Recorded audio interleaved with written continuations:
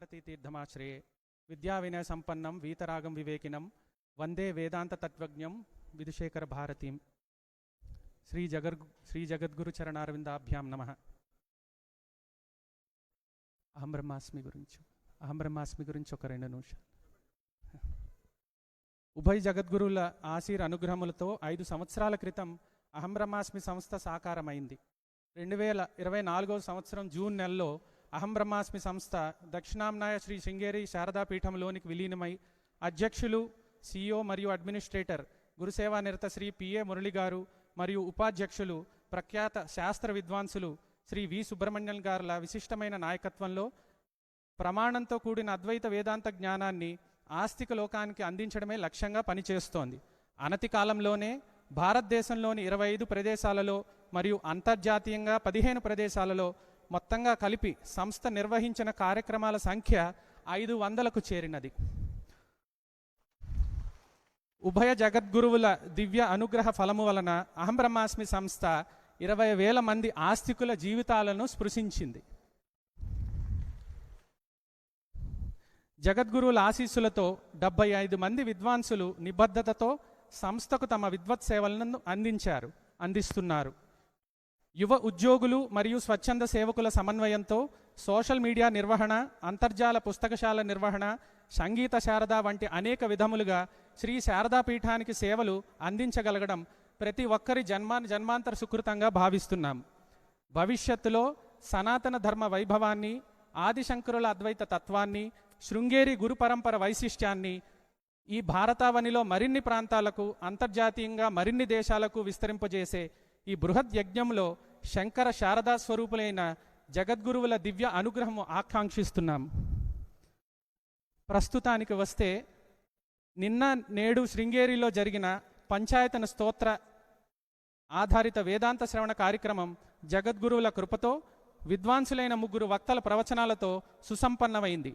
ఆ 3 విద్వన్మూర్తులకు శ్రీచరణుల దివ్య ఆశీర్వాదం అందించవలసిందిగా ముందుగా బ్రహ్మశ్రీ నారుమంచి అనంతకృష్ణ గారు.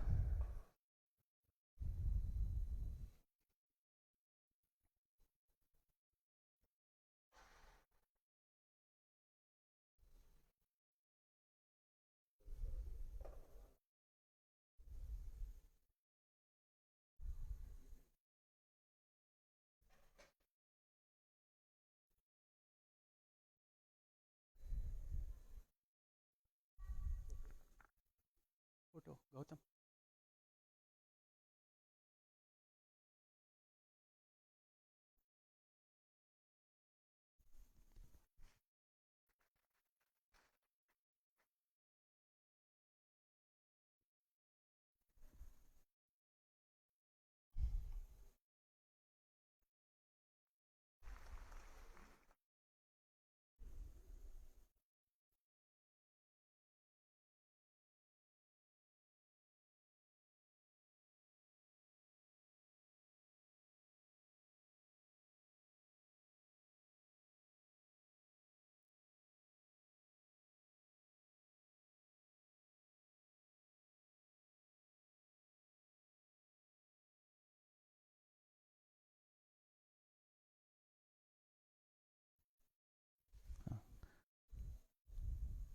తదుపరి బ్రహ్మశ్రీ డాక్టర్ మేడూరి సూర్యనారాయణ శర్మ గారు.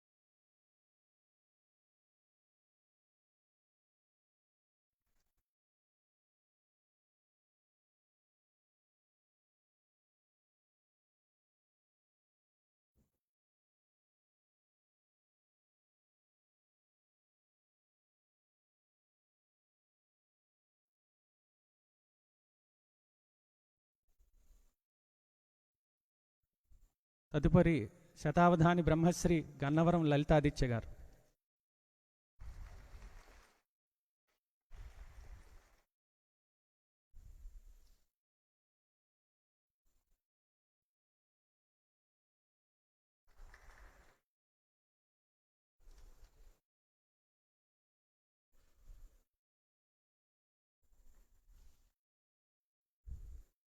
జగద్గురువుల అనుగ్రహం మరియు దిశానిర్దేశం కొరకు తెలుగు రాష్ట్రాల అహం బ్రహ్మస్మి కార్యకర్తలు కూడా ఈ కార్యక్రమ సందర్భంలో వచ్చి ఉన్నారు.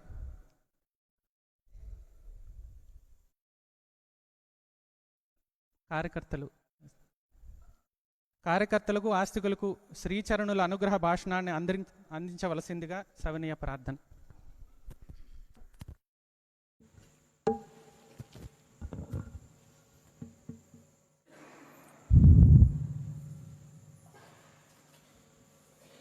వక్తారమాసాద్య యమేవ నిత్యా సరస్వతీ స్వార్థసమన్వితాసీత్ నిరస్తదుర్సర్గకలంకపంకా నమామితం శంకరమర్చితాంఘ్రిం.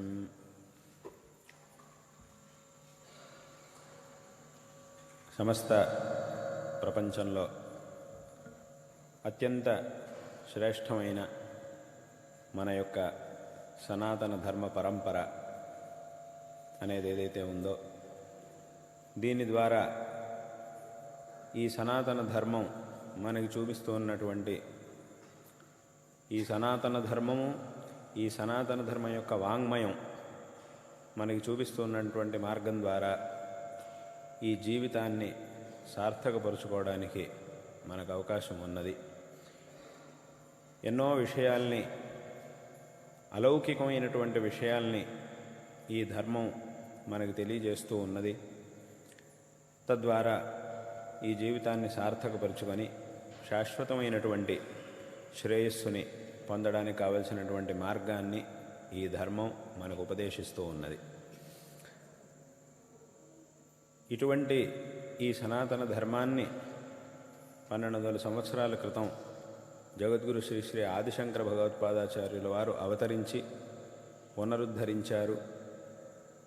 వారు ఎంత దృఢంగా ఈ ధర్మాన్ని స్థాపించారు అనంటే, వారు పునఃస్థాపన చేసి ఇన్ని శతమానాలు గడిచినా కూడా, ఇన్ని శతమానాల్లోనూ ఎంతోమంది ఈ ధర్మాన్ని నాశనం చేయాలి అని ఎన్నోసార్లు ప్రయత్నం చేస్తూ ఉన్నా కూడా ఇప్పటికీ ఈ ధర్మం అనేది ఇంత దృఢంగా నిలబడి ఉన్నది.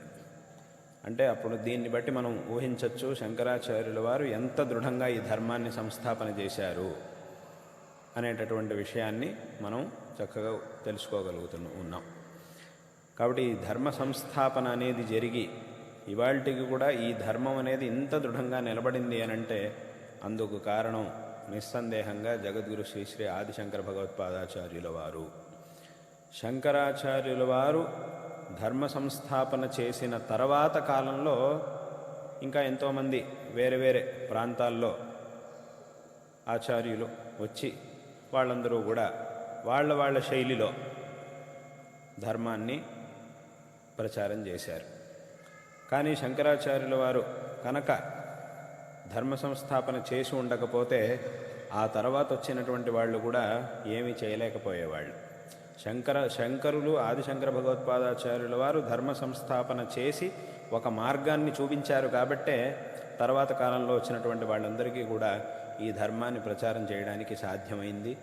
కాబట్టి సర్వప్రథమంగా అంటే మొట్టమొదట తప్పకుండా మనం స్మరించవలసినటువంటి మహాపురుషులు అనంటే జగద్గురు శ్రీ శ్రీ ఆదిశంకర భగవత్పాదాచార్యుల వారు. ముఖ్యంగా వారు అద్వైత తత్వాన్ని ఉపదేశించడమే కాకుండా ఆ అద్వైత తత్వాన్ని తెలుసుకోవడానికి, ఆ అద్వైత స్థితిని చేరుకోవడానికి కావలసినటువంటి మార్గాన్ని కూడా విశేషంగా ఉపదేశం చేసి ఉన్నారు. ఏ మార్గాన్ని అంటే ప్రతి ఒక్క మనిషి కూడా తాను ఉన్నటువంటి స్థితి నుంచి, ఉన్నటువంటి ఈ సాంసారిక స్థితి నుంచి ఆ సంసారాతీతమైన అద్వైత స్థితిని పొందడానికి ఏం చెయ్యాలి, ఏ మార్గాన్ని అనుసరించాలి అనేటటువంటి విషయాలన్నిటినీ కూడా వారి గ్రంథాల్లో ఉపదేశించి ఉన్నారు. ముఖ్యంగా భగవదారాధనని విశేషంగా వారు చూపించి ఉన్నారు. శంకర భగవత్పాదాచార్యుల వారు తమ గ్రంథాల్లో ఎన్నో చోట్ల భక్తి మార్గం గురించి చెప్పారు. భగవతో భక్తిర్దృఢాధీయతాం అని ఒక చోట అన్నారు. భక్తి కిన్న కరోత్యహో వనచరో భక్తావతం సాయతే అని శివానంద లహరిలో ఒక చోట అన్నారు. అదేవిధంగా భజగోవిందం ప్రసిద్ధంగా ఉండేటటువంటి మాట, భజగోవిందం భజగోవిందం గోవిందం భజ మూఢమతే అనేటటువంటి ఈ శ్లోకంలో భక్తి గురించి విశేషంగా చెప్పి ఉన్నారు. ఈ విధంగా ఎన్నో చోట్ల భక్తి గురించి విశేషంగా ప్రస్తావన చేసి ఈ భక్తి అనేది మనకి చాలా అవసరం, అలాగే భగవద్భక్తిమేవ స్థిరాందేహి మహ్యం కృపాశీల శంభో కృతార్థోస్మి తస్మాత్ అని శివభుజంగ స్తోత్రంలో చెప్పారు. అంటే ఆ మోక్షాన్ని మనం పొందాలి అనంటే, శాశ్వతమైనటువంటి సుఖాన్ని మనం పొందాలి అనంటే ఈ భక్తి మార్గంలో భగవంతుడిని ఆరాధించడం అనేది చాలా ముఖ్యమైనటువంటిది. కర్మ మార్గం, భక్తి మార్గం, జ్ఞాన మార్గం అని 3 మార్గాలు ఉన్నాయి. అందులో కర్మ మార్గంలో మన స్వధర్మ ఆచరణ, మనకి విహితమైనటువంటి కర్మల్ని ఆచరించడం, అది కర్మ మార్గం. అదేవిధంగా విశేషమైనటువంటి భక్తితో భగవద్ ఆరాధన చేయడం, అది భక్తి మార్గం. ఈ రెండిటిని బాగా చేసి చిత్తశుద్ధిని సంపాదించి ఆ తర్వాత తత్వచింతన చేయడం, శ్రవణం మననం నిధిధ్యాసనం, కర్మ సన్యాసం, శ్రవణ మనన నిధిధ్యాసనాలు వీటన్నిటి చేయడం ద్వారా ఆ జ్ఞానాన్ని పొంది మోక్షాన్ని పొందడం అనేది జ్ఞాన మార్గం. కాబట్టి ఈ అన్ని మార్గాల్ని కూడా, ఏ మార్గాలైతే మన వేదశాస్త్ర పురాణ ఇతిహాసాదుల్లో చెప్పబడి ఉన్నాయో ఈ మార్గాలన్నిటినీ కూడా శంకరాచార్యుల వారు సమన్వయం చేసి, ఎందుకంటే పైకి చూడడానికి ఇవన్నీ కాస్త విరుద్ధంగా ఉన్నట్టు కనబడతాయి, కానీ వీటన్నిటికీ కూడా ఒక సమన్వయం చేసి దేన్ని ఎప్పుడు ఎలా ఆచరించాలి అనేటటువంటి విషయాలన్నింటినీ కూడా చూపించినటువంటి వారు జగద్గురు శ్రీ ఆదిశంకర భగవత్పాదాచార్యుల వారు. ఇక్కడ ఇంకొక గొప్ప విషయం ఏమిటి అనంటే, మొట్టమొదట శంకరాచార్యుల వారు అవతరించినటువంటి కాలంలో ఎంతోమంది నాస్తికులు ఉండేవాళ్ళు. ఈ నాస్తికులందరూ కూడా ఈ ధర్మాధర్మాలు లేవు, పుణ్యపాపాలు లేవు, స్వర్గ నరకాదులు లేవు, భగవంతుడే లేడు అని వాదించినటువంటి వాళ్ళందరూ కూడా ఉండేవాళ్ళు. అంటే వాళ్ళు చేసేటటువంటి వాదనలు ఎలా ఉండేవి అనంటే సులభంగా అర్థమైపోయేవి జనాలకి. ఇప్పుడు భగవంతుడు ఉన్నాడు అనేటటువంటి విషయాన్ని సాధన చేసి, ప్రమాణముల ద్వారా సాధన చేసి చూపించడం అనేది ఏదైతే ఉందో అది చాలా ముఖ్యమైన గొప్ప విషయం. కానీ భగవంతుడు లేడు అని ఎవరికైనా అనిపించేట్టుగా, ఇటువంటి భ్రమ కలిగేట్టుగా చేయడం అనేది దానికి ఎక్కువ సమయం అవసరం లేదు, చాలా సులభంగా చేయొచ్చు. భగవంతుడు ఉన్నాడు అనేటటువంటి విషయాన్ని ప్రమాణ పురస్సరంగా తర్కబద్ధంగా ప్రతిపాదన చేయడం అనేదే కష్టమైనటువంటి విషయం. లేడు అనేటటువంటి భ్రమని ఎవరికైనా ఎంత సులభంగా అయినా కలిగించవచ్చు. ఎంతటి వాడికైనా కూడా ఒక క్షణం కాస్త ఉన్నాడా లేదా నిజంగా అనేటటువంటి సందేహం కలిగేట్టుగా, అథవా లేడు అని అనిపించేట్టుగా చేయడం అనేది చాలా సులభమైనటువంటి పని. కాబట్టి ఈ నాస్తికులందరూ కూడా ఇదే పని చేస్తూ ఉండేవాళ్ళు. ఆ భగవంతుడి యొక్క అస్తిత్వం గురించి జనాల మనస్సులో సందేహాల్ని, భ్రమల్ని కలిగిస్తూ ఉండేవారు. ఇలా నాస్తికులందరూ చేస్తూ ఉన్నటువంటి సమయంలో శంకరులు అవతరించి ఆ భగవతత్వాన్ని అందరికీ కూడా ఉపదేశించి భగవంతుడి యొక్క అస్తిత్వాన్ని సాధన చేసి చూపించారు. యద్యపి భగవంతుడి యొక్క అస్తిత్వం గురించి మిగతా దార్శనికులు అంటే వైశేషికులు, నైయాయికులు వాళ్ళందరూ కూడా చేశారు. వాళ్ళందరూ కూడా తగినటువంటి రీతుల్లో వాళ్ళందరూ కూడా భగవంతుడి యొక్క అస్తిత్వాన్ని సాధన చేసి చూపించారు. కాబట్టి దాదాపుగా భగవంతుడి యొక్క అస్తిత్వాన్ని సాధించడానికి చేయవలసినటువంటి ప్రయత్నాన్ని దాదాపుగా ఈ నైయాయికులు, వైశేషికులు వాళ్ళంతా చేసేశారు. చాలా మటుకు వాళ్ళు చేశారు. ఉదయనాచార్య ప్రభుత్తులు వాళ్ళందరూ కూడా తమ తమ గ్రంథాల్లో, ఈ న్యాయకుసుమాంజలి మొదలైనటువంటి గ్రంథాల్లో ఈ విషయాన్ని చాలా బాగా చూపించారు. ఎంతో నైపుణ్యంతో అద్భుతమైనటువంటి ఆ చర్చలు చేసి ఆ భగవంతుడి యొక్క అస్తిత్వాన్ని సాధన చేసి చూపించారు. అంటే మన ధర్మానికి మొట్టమొదట ఈ భగవంతుడే లేడు అని ఎవరైతే నాస్తికులు అంటూ ఉండేవాళ్ళో అటువంటి ఆ నాస్తిక్యం అనేది ఈ ఆస్తిక్యానికి మొట్టమొదట ఒక పెద్ద సమస్యగా ఉండేది. తర్వాత మన దార్శనికులు, ఆస్తిక దర్శనాలు రచించినటువంటి ఆస్తికులు, దార్శనికులందరూ కూడా ఆ చర్చకి సరైనటువంటి సమాధానం చూపించి, అంటే ఆ ప్రశ్నలకి, నాస్తికులందరి యొక్క ప్రశ్నలకి సరైనటువంటి సమాధానాన్ని చూపించి ఆ చర్చని ముగించారు. అంటే భగవంతుడు ఉన్నాడు అని భగవంతుడి యొక్క అస్తిత్వాన్ని సాధన చేసి చూపించి ఆ చర్చని ముగించారు. ఎప్పుడైతే భగవంతుడు ఉన్నాడు అనేటటువంటి విషయాన్ని సాధన చేసి చూపించారో అప్పుడు ఈ లేడు అనేటటువంటి నాస్తికుల సమస్య పరిహారం అయిపోయింది, అది సరైపోయింది అక్కడికి. కానీ అక్కడి నుంచి రెండో సమస్య మొదలైంది. మొదటి సమస్య సరైంది, మొదటి సమస్య పూర్తయిన వెంటనే రెండో సమస్య ప్రారంభమైంది. ఏమిటా రెండో సమస్య? మొట్టమొదట భగవంతుడే లేడు లేడు అనే వాళ్ళ వల్ల సమస్య, దానికి సరైనటువంటి ప్రమాణాలని చూపించి ఆ సమస్యని పరిష్కారం చేశారు. చేయంగానే రెండో సమస్య ప్రారంభమైంది. ఏమిటా రెండో సమస్య అంటే, భగవంతుడు అంటే ఎవరు? అసలు ఆ భగవంతుడు ఒకడా లేక చాలామందా? చాలామంది అని అంటే వీళ్ళందరిలో ఎవరు పెద్ద ఎవరు చిన్న?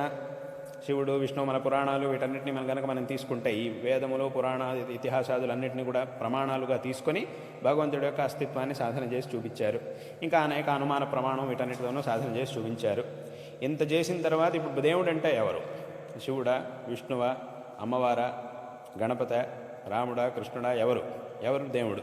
ఎవరు పెద్ద దేవుడు, ఎవరు చిన్న దేవుడు? వీళ్ళంతా ఎంతమంది దేవుళ్ళు ఉన్నారు? వీళ్ళందరూ నిజంగానే ఉన్నారా, వేరువేరుగా ఉన్నారా? లేకపోతే ఈయన పెద్ద ఆయన చిన్న అని ఏమన్నా ఉందా? ఈయన్ని ఉపాసన చేస్తే ఎక్కువ ఫలితం, శివుడిని ఉపాసిస్తే ఎక్కువ ఫలితం, విష్ణువుని ఉపాసన చేస్తే తక్కువనా? అథవా విష్ణువుని ఉపాసన చేస్తే ఎక్కువ, శివుడిని చేస్తే తక్కువనా? ఎట్లా అనేటటువంటి సమస్యలన్నీ కూడా, ఆ చర్చలన్నీ కూడా ప్రారంభమైనాయి. చాలామంది ఏం చేశారు అనంటే, ఎవరికి ఏ రూపం నచ్చిందో ఆ రూపాన్ని అందరూ కూడా ఆరాధించడం మొదలెట్టారు. అంతవరకు బాగానే ఉంది. ఏ రూపాన్ని అయితే వారు ఆరాధిస్తున్నారో చాలామంది ఆ రూపాన్ని చాలా భక్తితో, శ్రద్ధతో, పరమాత్మగా, ఆయనే పరమాత్మ అనేటటువంటి భావనతో, ఆయనే జగత్ యొక్క సృష్టి స్థితి సంహారాలను చేసేటటువంటి పరమాత్మ అనేటటువంటి భావనతో కొంతమంది శివారాధన చేయడం మొదలెట్టారు, కొంతమంది విష్ణు ఆరాధన చేస్తున్నారు, కొంతమంది శక్తి ఆరాధన చేశారు. ఇలా రకరకాలుగా ఆ దేవతా రూపాలను అందరూ ఆరాధించడం మొదలెట్టారు. అంతవరకు బాగానే ఉంది. ఆరాధిస్తూ ఉండేవాళ్ళు అంతవరకు బాగానే ఉంది. కానీ ఈ ఆరాధనతో పాటు ఇంకోటి వాళ్ళు ఏం చేశారు అనంటే, మా దేవుడే చాలా గొప్పవాడు, మేము ఏ విష్ణువుని అయితే ఆరాధిస్తున్నామో ఆ విష్ణువే చాలా గొప్ప, మీరు ఆరాధించే శివుడు ఎవరైతే ఉన్నారో ఆయన చిన్నవాడు. అథవా విరుద్ధంగా, మేము ఆరాధించే శివుడే గొప్పవాడు, మీరు ఆరాధించేటటువంటి విష్ణువు చిన్నవాడు. ఈ వీళ్ళిద్దరూ ఇలా చర్చ చేసుకుంటున్నప్పుడు ఇంకా అమ్మవారిని ఆరాధించేటటువంటి వాళ్ళు, ఇదంతా కాదు, మేము ఆరాధించేటటువంటి అమ్మవారే గొప్ప అందరికంటే, శివుడు, విష్ణువు వీళ్ళంతా కూడా అమ్మవారి కంటే చాలా చిన్నవాళ్ళు అని ఈ మాటని తీసుకొచ్చారు చాలామంది. ఈ మాటను తీసుకొచ్చినప్పుడు ఏమైంది అనంటే, మళ్ళీ సంఘర్షాలు మొదలైనాయి. అన్ని చోట్ల కూడా ఘర్షణలు మొదలైనాయి. ఏ దేవుడు గొప్ప, మా దేవుడు గొప్ప, మా దేవుడు గొప్ప, మీ దేవుడు కాదు అనేటటువంటి విషయం మీద మళ్ళీ చాలా చోట్ల వివాదాలు, సంఘర్షణలు అన్నీ కూడా మొదలైనాయి. వీటి వల్ల మళ్ళీ ఈ ధర్మంలో ఎన్నో విభాగాలు ఏర్పడినాయి. ఎన్నో విభాగాలు ఏర్పడిపోయి మళ్ళీ గుంపులుగా అందరూ కూడా విడిపోయి మళ్ళీ దానివల్ల సంఘర్షణలు అన్నీ మొదలైనాయి. అటువంటి సందర్భంలో అంటే వాస్తవంగా ఈ ప్రశ్నలకన్నిటికీ సమాధానాలు పురాణాల్లో, వేదములు, పురాణాలు, ఇతిహాసాల్లోనే ఉన్నాయి. నిజంగా ఇంతమంది దేవుళ్ళు ఉన్నారా, అథవా వీళ్ళందరిలో ఎవరు పెద్ద ఎవరు చిన్న, అసలు నిజంగా అలా ఉందా, ఈ తారతమ్యం అనేది నిజంగా ఉన్నదా అనేటటువంటి విషయాలన్నిటికీ కూడా సమాధానాలు వేదశాస్త్ర, పురాణ, ఇతిహాసాదులు అన్నింటిలో ఉన్నాయి. అయితే అక్కడ ఉన్నటువంటి ఆ విషయాల్ని స్పష్టంగా నిర్ణయించి చెప్పేవాళ్ళు కావాలి. సామాన్యంగా మనిషి యొక్క స్వభావం ఎలా ఉంటుంది అనంటే, నేను చెప్పిందే సరి, నేనేం చెప్తున్నానో అదే సరి, ఇంకోటి చెప్పేది నేను ఒప్పుకోను, నాకే అన్నీ తెలుసు, నేనేం చెప్తున్నానో అది మాత్రమే సరి, మిగతా అంతా తప్పు అనే సామాన్యంగా మనుషుల యొక్క స్వభావం ఉంటుంది. లేదు, ఇంకోటి చెప్పే విషయం కూడా ఉంది, దాంట్లోనూ కాస్త విషయం ఉంది, మనం దాన్ని ఒప్పుకోవాలి అనేటటువంటి ఆ విశాలమైన మనోభావం కలిగిన వాళ్ళు చాలా తక్కువ మంది ఉంటారు. ఎంతసేపు నేను చెప్పిందే సరే, నేను చెప్పిందే అందరూ ఒప్పుకోవాలి, ఇంకోటి చెప్పింది నేను ఒప్పుకోను అనే భావనే ఉంటుంది తప్ప, ఆ భావన వల్లే ఇవన్నీ ఈ ఘర్షణలన్నీ కూడా ఏర్పడినాయి. కాబట్టి ఈ రెండో సమస్య అనేది ఏదైతే ఉందో, ఈ భగవంతుణ్ణి ఆరాధించేటటువంటి వాళ్ళల్లోనే ఎన్నో విభాగాలు, శైవులు, వైష్ణవులు, శాక్తేయులు, ఇట్లా ఎన్నో విభాగాలు. ఈ విభాగాలన్నింటిలోనూ మళ్ళీ ఇట్లా సంఘర్షణలన్నీ ఏర్పడినాయి. దీనివల్ల ఎంతో నష్టం మళ్ళీ ఈ ధర్మానికి కలుగుతూ ఉన్నది. దాన్ని చూసి నాస్తికులందరూ కూడా అపహాస్యం చేసేవాళ్ళు. చూడండి, వీళ్ళేదో దేవుడు ఉన్నాడు అని అన్నారు ఇంతకాలం, కానీ ఇప్పుడు చూడండి ఉన్నాడన్న తర్వాత ఇంతమంది దేవుళ్ళు అయిపోయారు వీళ్ళకి, చూడండి వాళ్ళలో వాళ్ళు ఎలా కొట్టుకుంటున్నారో చూడండి అని ఈ నాస్తికులందరూ కూడా అపహాస్యం చేస్తే, అప్పుడు శంకర భగవత్పాదాచార్యులు వారు దీనికి కూడా సరైనటువంటి, అంటే వేదశాస్త్ర, పురాణ, ఇతిహాసాదులనే పెట్టుకొని, ప్రమాణాలుగా పెట్టుకొని శంకరులు దీనికి సరైనటువంటి సమాధానం చెప్పారు. ఏమిటి అనంటే, ఉన్నటువంటి పరమాత్మ ఒక్కడే, ఒకే పరమాత్మ అనేక రూపాల్ని ఆయా సందర్భాలకు తగినట్టుగా ధరించాడు. ఒక్కొక్క సందర్భానికి తగినట్టుగా అనేక స్వరూపాల్ని పరమాత్మ ధరించాడు. ధరించి ఈ జగత్తుని, భక్తుల్ని అందరినీ కూడా అనుగ్రహించాడు, దుష్ట శిక్షణ చేశాడు. దానికోసం ఆయా సందర్భాల్లో అనేక రూపాల్ని భగవంతుడు ధరించాడే తప్ప ఇక్కడ భగవంతుడు ఒక్కడే అనేటటువంటి విషయాన్ని శంకరులు ఎంతో ప్రమాణపూర్వకంగా తెలియజేశారు. ఉదాహరణకు మనకి ప్రసిద్ధంగా ఉపనిషత్తు మనకి చెప్తున్న సబ్రహ్మ సశివ సహరిశ్చేంద్ర సోక్షర పరమస్వరాట్. ఒకే పరమాత్మ సబ్రహ్మ సశివ సహరి, ఈ అన్ని రూపాల్లోనూ. ఇంకా మనం పురాణాలు కనుక తీస్తే ఒక్కొక్క పురాణంలోనూ దీని గురించి చాలా ఉన్నాయి. ఉదాహరణకు భాగవత పురాణంలోనే ఎన్నో చోట్ల వస్తుంది. ఒకే పరమాత్మ ఈ సృష్టి స్థితి సంహారాన్ని చేయడం కోసం ఆ మాయలో ప్రకృతిలో ఉండేటటువంటి గుణాలకు అనుసారంగా వేరే వేరే రూపాల్ని, వేరే వేరే నామములని పొంది ఉన్నాడు అని చాలా చోట్ల వస్తూనే ఉంటుంది. ఎన్నో చోట్ల ప్రతి పురాణంలోనూ అడుగడుక్కి ఈ విషయం వస్తూ ఉంటుంది. అంటే పురాణాలన్నింటిలోనూ కూడా వ్యాస మహర్షి ఎంతో విశేషంగా అక్కడక్కడ చెప్తూ ఉంటారు. ఎక్కడైతే మనకి ఒక్కొక్క స్వరూపం మీద ఇదే పరమాత్మ స్వరూపం, మిగతావన్నీ కూడా తక్కువ అనే భావన రావడానికి అవకాశం ఉందో పురాణాల్లో, మనకు అటువంటి భావన రావడానికి అవకాశం ఉండి భగవంతుడి యొక్క మిగతా స్వరూపాల మీద ఇది తక్కువ అనే భావన మనకి ఈ పురాణాన్ని చదివేవాడికి ఆ భావన కలిగే అవకాశం ఉన్నది అని ఎక్కడైతే వ్యాస మహర్షి కనిపిస్తుందో అక్కడ వెంటనే వ్యాస మహర్షి లేదు, ఒకే పరమాత్మ ఇన్ని రూపాల్లో ఉన్నాడు అనే విషయాన్ని మళ్ళీ మళ్ళీ ఆయన గుర్తు చేస్తూ ఉంటారు పురాణాల్లో. అందుకే ఇప్పుడు మనకి భాగవతంలోనే ఒక సందర్భంలో, అంటే ఈ దక్షయజ్ఞ వినాశన సందర్భంలో దక్షయజ్ఞ ధ్వంసం అనేది జరిగింది. అదంతా అయిపోయిన తర్వాత దక్షుడి శిరస్సుని ఖండించడం మొదలైనటువంటివన్నీ అవన్నీ కూడా అక్కడ జరిగినాయి. ఆ విషయాలన్నీ కూడా అక్కడ ఉన్నాయి. ఆ దక్షయజ్ఞ ధ్వంసం ఘట్టం అనేది ఏదైతే ఉందో అదైన తర్వాత మళ్ళీ వాళ్ళందరికీ కూడా చేసినటువంటి తప్పు తెలుస్తుంది. ఇట్లా పరమశివుడిని అవమానించడం అనేది చాలా పెద్ద తప్పు, మేము ఇంత పెద్ద తప్పు చేశాము అని చెప్పి ఆ దక్షుడికి వాళ్ళందరికీ కూడా తెలిసొస్తుంది. తర్వాత ఇలా చేయడం అనేది చాలా తప్పు, పరమేశ్వరుని యొక్క మహిమని తెలుసుకోకుండా ఇలా అవమానించాము అని అందరికీ తెలిసి మళ్ళీ వాళ్ళందరూ కూడా పరమేశ్వరుడి దగ్గరికి వెళ్ళి క్షమాయాచన చేస్తారు. తర్వాత పరమేశ్వరుడు వాళ్ళని క్షమించాడు. అదంతా అయింది. అయిన తర్వాత అక్కడ శ్రీ మహావిష్ణువు అక్కడ ప్రత్యక్షం అవుతాడు. ఆ విషయం కూడా, ఆ సందర్భం కూడా అక్కడ ఉంది. అక్కడ భాగవతంలో ఒక మాట ఉంది. అక్కడ శ్రీ మహావిష్ణువు ప్రత్యక్షమై దక్షుడితో మాట్లాడేటప్పుడు ఒక మాటను అక్కడ వాడారు భాగవతంలో. ప్రియమాణ ఇవ అని ఒక మాట ఉంది అక్కడ. అంటే ఆ సందర్భంలో శ్రీ మహావిష్ణువు సంప్రీతుడైన వాడిలా మాట్లాడాడు దక్షుడితో అన్నాడు. అంటే ప్రసన్నుడిలాగా మాట్లాడాడు. అంటే నిజంగా ప్రసన్నుడిగా లేడు. ప్రసన్నుడిలాగా అని ఎందుకంటున్నారు అనంటే నిజంగా ప్రసన్నుడిగా లేడు భగవంతుడు విష్ణు. దానికి అక్కడ వ్యాఖ్యానంలో చెప్పారు. ప్రియమాణ ఇవ అని ఇవ శబ్దాన్ని ఎందుకు ప్రయోగించారు అనంటే వాస్తవంగా ఆయన సంప్రీతుడుగా లేడు. ఎందుకు లేడు అనంటే ఆ శివకేశవుల్లో భేదాన్ని చూశాడు కాబట్టి. ఎవరు?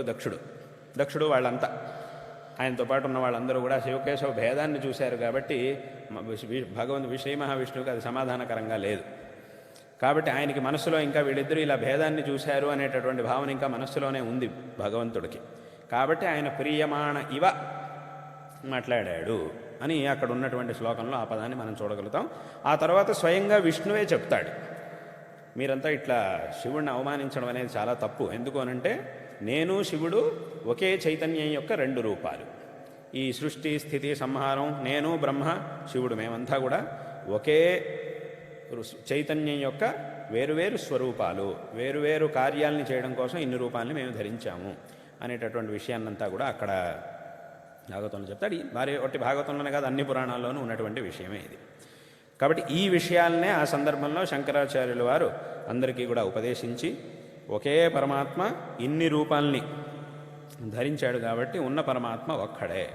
కాబట్టి అందరూ కూడా వాళ్ళ అభిరుచికి తగినట్టుగా ఆ పరమాత్మని ఏదైనా ఒక రూపం ద్వారా ఆరాధించినా కూడా వాళ్ళకు కలిగేటటువంటి ఫలితంలో మాత్రం ఏ విధమైనటువంటి తేడా ఉండదు. ఏ రూపంలో భగవంతుడిని రూపం అనేది మనం ఆరాధించడానికి కావలసినటువంటి ఒక ద్వారం లాంటిది.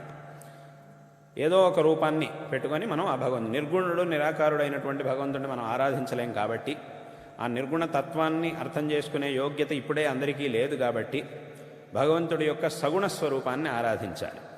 సగుణ స్వరూపం అంటే ఏది అనే ప్రశ్నని మనకు వచ్చినప్పుడు, ఆ ప్రశ్న మనకు వచ్చినప్పుడు ఈ రూపాల పురాణాల్లో ప్రసిద్ధమైనటువంటి రూపాలన్నీ కూడా మన ముందుకు వస్తాయి. ఇన్ని రూపాల్లోంచి మనకి నచ్చినటువంటి ఏదైనా ఒక రూపాన్ని, విశేషంగా భగవంతుడిని ఆ రూపాన్ని మనం ఆరాధిస్తే మనం చేసేటటువంటి ఆరాధనని ఆ పరమాత్మ స్వీకరిస్తాడు.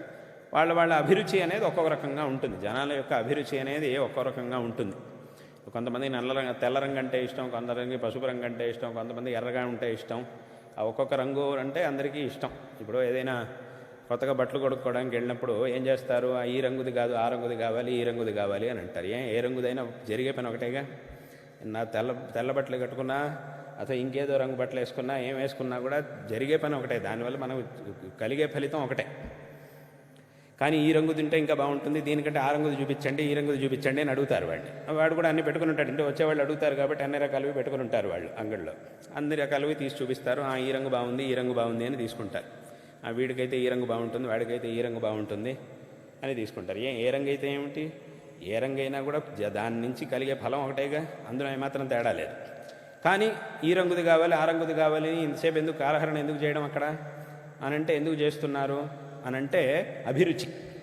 వాళ్ళ అభిరుచికి తగినట్టుగా ఏదైనా ఒకదాన్ని ధరించి, ఒకదాన్ని తీసుకొని, ఒక రంగుని ఎంచుకొని దాన్ని ధరించి తద్వారా ముందుకెళ్ళడం అనేది జరుగుతూ ఉంటుంది. కాబట్టి ఇక్కడ ఏమిటంటే అభిరుచి అనేటటువంటిది. అదే మనకి ఇంకా ఈ రంగు ఆ రంగు అని లేదు, నీకు ఇది ఒక్కటే ఉండేది, దీన్నే నువ్వు ధరించాలి అన్నప్పుడు అప్పుడు ఇంకా దాని గురించి ఎవరు ఆలోచించరు. ఏది ఉంటే దాన్నే వేసుకుంటారు, వస్తారు. లేదు ఇక్కడ అవకాశం ఉంది అంటే కనుక అప్పుడు ఈ రంగు కావాలా, ఆ రంగు కావాలా అని చూస్తారు. లేదు దీనికి అవకాశమే లేదు, దీన్నే ధరించాలి, ఎవడైనా సరే దీన్నే కట్టుకోవాలి అని అంటే అప్పుడు ఇంకా మాట్లాడేది లేదు, దాని గురించి ఆలోచించరు. కాబట్టి శాస్త్రం ఒక అవకాశం ఇచ్చింది. ఎందుకంటే భగవంతుడు ఆయా సందర్భాలకు తగినట్టుగా ఇన్ని రూపాలని ధరించాడు కాబట్టి, ఎలాగో భగవంతుడు ధరించిన ఇన్ని రూపాలు ఉన్నాయి కాబట్టి మళ్ళీ కొత్తగా భగవంతుడైన రూపాలని ధరించలేదు. ఇప్పటికే భగవంతుడు ఆయా సందర్భాలకు తగినట్టుగా ధరించినటువంటి ఇన్ని రూపాలు ఉన్నాయి కాబట్టి ఈ రూపాలన్నిటిలోంచి ఏదైనా ఒక రూపాన్ని మనకి నచ్చినట్టు, మన అభిరుచికి తగినట్టుగా మనకి నచ్చినటువంటి ఏదైనా ఒక రూపాన్ని ఆరాధించవచ్చు అనేటటువంటి ఒక అవకాశాన్ని శాస్త్రం మనకిచ్చింది. అంతే తప్ప దానివల్ల దేవుళ్ళే చాలామంది అయిపోయారు అని అర్థం కాదు. దేవుడే చాలా రకాలుగా మారిపోయాడు, ఒక దేవుడు 100 దేవుళ్ళుగా అయిపోయాడు అని అర్థం మాత్రం కాదు. కాబట్టి ఇక్కడ ఉన్నటువంటి పరమాత్మ ఒక్కడే అనేటటువంటి విషయాన్ని శంకరాచార్యుల వారు ఆ కాలంలోనే తెలియజేసి ఈ ఘర్షణలన్నీ కూడా ఏవైతే జరుగుతూ ఉండేవో వాటన్నిటినీ కూడా ఆపారు. అందువల్లనే ఇవాళకి కూడా మనందరికీ రక్తగతంగానే ఉన్నటువంటి ఒక భావన ఏమిటి అనంటే, మనం శివరాత్రి వచ్చినప్పుడు శివారాధన చేస్తున్నాం, రామనవమి వచ్చినప్పుడు రాముల వారి ఆరాధన చేస్తున్నాం, నవరాత్రుల్లో అమ్మవారి ఆరాధన చేస్తున్నాం, అమ్మవారి క్షేత్రాలకు వెళ్తున్నాం, అమ్మవారి దేవస్థానాలకు వెళ్తున్నాం, అన్నీ చేస్తున్నాం. వినాయక చవితి వచ్చినప్పుడు వినాయకుడిని ఆరాధిస్తున్నాం, అన్నీ చేస్తున్నాం. కానీ ఇన్ని చేస్తున్నా కూడా మన మనసులో ఏ విధమైనటువంటి తారతమ్య భావన అనేది లేదు.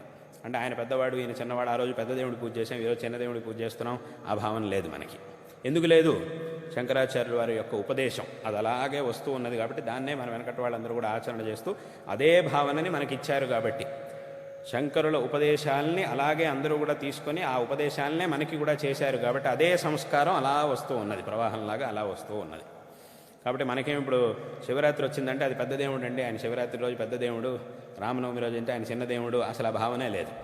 అయోధ్యలో చిన్న దేవుడు ఉన్నాడు, కాశీలో అయితే పెద్ద దేవుడు ఉన్నాడు, అథవా అయోధ్యలో పెద్ద దేవుడు ఉన్నాడు, కాశీలో చిన్న దేవుడు ఉన్నాడు, అసలు ఆ భావనే లేదు. అలా ఎప్పుడు కూడా మనం ఆలోచించాం. ఎందుకు ఆలోచించం? ఎందుకు ఆ ఆలోచనకు అవకాశం లేదు అనంటే శంకరుడు ఇచ్చినటువంటి సంస్కారం అది పరంపరగా మనకు వచ్చింది కాబట్టి ఆ భావనకు ఎక్కడా కూడా ఆస్కారం లేదు. కాబట్టి అప్పటి కాలంలో శంకరాచార్యుల వారు ఈ ఉపదేశాన్ని అందరికీ కూడా చేసి అందరికీ కూడా అందరిలోనూ ఉన్నటువంటి ఈ తారతమ్య భావనని పోగొట్టి ఈ తత్వాన్ని అందరికీ కూడా చూపించారు. అయితే ఎంతైనా కూడా మనిషి యొక్క స్వభావం ఏదైనా ఒక విషయాన్ని ఉపదేశించినప్పుడు, కొత్తగా దాన్ని తెలుసుకున్నప్పుడు దాన్ని చెయ్యాలి అనేటటువంటి ఆచరణ చేయాలనే శ్రద్ధ ఏదైతే ఉంటుందో అది తర్వాత ఉండదు, అది క్రమంగా తగ్గిపోతూ ఉంటుంది. కాబట్టి అందుకోసం ఈ భావన కూడా ఇప్పుడు ఇవాళ రోజున అందరికీ చెప్పడం వల్ల అందరికీ తెలిసింది, బాగానే ఉంది. కానీ మళ్ళీ మళ్ళీ మనిషి ఇందాక చెప్పినట్టుగా మనిషి యొక్క స్వభావం నేను చేస్తున్నదే గొప్ప, నేనే గొప్పవాడిని అనే స్వభావం వల్ల మళ్ళీ భవిష్యత్తులో ఇంకోసారి నేను చేసే ఏ దేవుడు పూజ చేస్తున్నానో ఆయనే గొప్ప, మిగతా దేవుళ్ళంతా చిన్నవాళ్ళు అనేటటువంటి భావన మళ్ళీ మనిషి మనస్సులో రావడానికి అవకాశం ఉంది అనేటటువంటి విషయాన్ని ఆలోచన చేసినటువంటి శంకరాచార్యుల వారు ఏం చేశారు అనంటే మన శాస్త్రములు వీటన్నిటిలో చెప్పబడినటువంటి ప్రమాణాలనే పెట్టుకొని పంచాయతన పూజా పద్ధతి అనేటటువంటి దాన్ని చేసి చూపించారు. అంటే ఆ పద్ధతిని ఆచరణలోకి తీసుకొచ్చారు. శాస్త్రముల్లో ఉన్నటువంటి చెప్పబడినటువంటిదే దాన్ని ఆచరణలోకి తీసుకొచ్చారు శంకరాచార్యుల వారు. ఆయా దేవతలకి సంబంధించినటువంటి శిలారూపంలో ఆయా దేవతల్ని ఒకే పీఠంలో స్థాపన చేసి ఆ భగవదారాధన చెయ్యాలి. కాబట్టి అందరికీ కూడా కలిపి ఒకేసారి ఒకే సందర్భంలోనే ఒకే పీఠంలో పెట్టి అన్ని సమస్త దేవతల్ని ఒకే సందర్భంలో ఆరాధించాలి అనేటటువంటి ఆ పద్ధతిని శంకరాచార్యులు వారు తీసుకొచ్చారు. కాబట్టి ఆ పద్ధతి ప్రకారమే ఇవాళకి కూడా పంచాయతన దేవత ఆరాధన, పంచాయతన దేవస్థానాలు ఎన్నో చోట్ల మనం పంచాయతన దేవస్థానాలను చూస్తున్నాం. పంచాయతన దేవత ఆరాధన పద్ధతిని ఇవాళకి కూడా చేసుకుంటూ వస్తూ ఉన్నాం. కాబట్టి ఇటువంటి ఆ తారతమ్య భావన అనేది ఉండకూడదు అనేటటువంటి ఉద్దేశంతోనే ఇలా చేయడం అనేది వెనకటి నుంచి కూడా వస్తూ ఉన్నది. చాలా చోట్ల పంచాయతన దేవతారాధన అనేది ఉన్నది. ఒకవేళ పంచాయతన దేవతలు లేకపోయినా కూడా ప్రసిద్ధంగా చాలా చోట్ల ఏం చేస్తాం, అందుకే మన సంప్రదాయంలో ఇప్పటికి కూడా ఏం చేస్తామంటే కనీసం శివలింగాన్ని శాలిగ్రామాన్ని రెండింటినీ కలిపి పూజ చేయడం అనేటటువంటి పద్ధతి కూడా ఉంది. పంచాయతనాల్ని 5 శిలల్ని పెట్టి పూజ చేయడం అనేది కూడా ఉంది. ఒకవేళ 5 లేకపోయినా కూడా అంటే ఈ 2 ఇంకా విశేషంగా ఎక్కువ సంఘర్షాలు అంటే ఈ ఘర్షణలు శివకేశవుల మధ్య రావడానికి అవకాశం ఉంది. కాబట్టే ఈ పురాణాల్లోనూ కూడా చాలా చోట్ల శివకేశవ భేదం చూడరాదు, శివకేశవ అభేద దృష్టితోనే ఉండాలనే చెప్తూ ఉంటారు. కాబట్టి ఎందుకంటే ఇక్కడే ఎక్కువ వివాదానికి అవకాశం ఉంది. కాబట్టి కనీసం ఒక శివలింగం మరియు శాలిగ్రామం రెండింటినీ కలిపి పూజ చేయాలి అనేటటువంటి పద్ధతి కూడా వెనకటి నుంచి వచ్చింది. కాబట్టి ఇలా ఈ విధంగా అటువంటి ఆ భగవద్ ఆరాధన చెయ్యాలి. అందులోనూ ఆ భగవదారాధన చేసేటప్పుడు ఏ విధమైనటువంటి తారతమ్య భావన అనేది ఉండకూడదు అనేటటువంటి ఉద్దేశంతో ఈ పంచాయతన పూజ పద్ధతిని శంకర భగవత్పాదాచార్యులు వారు తీసుకొచ్చారు. అందులోనూ మళ్ళీ ఇంకో అవకాశం ఉంది. ఇందాక చెప్పినట్టుగా మళ్ళీ పంచాయతనాల్లోనూ శివ పంచాయతనం అని, విష్ణు పంచాయతనం అని, శక్తి పంచాయతనం అని ఇలా రకరకాలుగా ఉన్నాయి. మళ్ళీ ఇవన్నీ ఎందుకు వచ్చినాయంటే ఇది కూడా ఆ అభిరుచి ప్రకారం వచ్చిందంతే. అభిరుచిని బట్టి శివ పంచాయతనం, శక్తి పంచాయతనం, విష్ణు పంచాయతనం వచ్చిందే తప్ప మళ్ళీ శివ పంచాయతనం, విష్ణు పంచాయతనం, మళ్ళీ శివుడు పెద్దవాడు, మళ్ళీ విష్ణు చిన్న, శివ పంచాయతనం పెద్దదా, విష్ణు పంచాయతనం పెద్దదా అని మాత్రం మళ్ళీ దాని మీద చర్చలు మొదలెట్టకూడదు. అలా చర్చ మొదలెడితే మళ్ళీ మొదటికి వచ్చినట్టు అవుతుంది. అంటే ఇప్పుడు మళ్ళీ ఒకళ్ళింట్లో శివ పంచాయతనం ఉంది, ఒకళ్ళింట్లో విష్ణు పంచాయతనం ఉంది, ఒకరి దగ్గర విష్ణు పంచాయతీ. ఇప్పుడు శివ పంచాయతనం పెద్దదా, విష్ణు పంచాయతనం పెద్దదా, ఈ రెండిట్లో ఏం చేస్తే బాగుంటుందండి అని మళ్ళీ ప్రశ్న అడగకూడదు. ఎందుకు అనంటే శివ పంచాయతనాన్ని పూజించడం, విష్ణు పంచాయతనాన్ని పూజించడం అనేది ఎలా వచ్చింది అనంటే వాళ్ళ అభిరుచి ప్రకారం వచ్చిందంతే. ఎవరికైతే ఇందాక చెప్పినట్టుగా విష్ణు స్వరూపం అంటే ఎక్కువ ఇష్టమో వాళ్ళు విష్ణువుని ఆ 5 విష్ణువుని ప్రధానంగా పెట్టుకొని పూజ. అంటే ఇది కేవలం అభిరుచి వల్ల వచ్చిందే తప్ప అంటే శివ పంచాయతనం, విష్ణు పంచాయతనం, శక్తి పంచాయతనం అనేటటువంటి భేదాలన్నీ కూడా కేవలం అభిరుచిని బట్టి వచ్చాయే తప్ప దేవతల్లో ఉండే తారతమ్యాన్ని బట్టి వచ్చినవి కావు. దీన్ని కూడా చక్కగా అందరూ తప్పకుండా తెలుసుకోవాలి. కాబట్టి ఈ విధంగా ఈ పంచాయతన పూజా పద్ధతిని శంకర భగవత్పాదాచార్యులు వారు ఏర్పాటు చేసి ఆచరణలోకి తీసుకొచ్చారు. కాబట్టి అందరూ కూడా వారి వారి అభిరుచికి తగినట్టుగా ఏదైనా ఒక రూపాన్ని ప్రధానంగా ముందు పెట్టుకొని ఆ రూపం ద్వారా పరమాత్మను ఆరాధించడానికి కావలసినటువంటి మార్గాన్ని శంకరాచార్యుల వారు ఈ లోకానికి ఉపదేశించి ఉన్నారు. కాబట్టే అంటే ఏమిటి,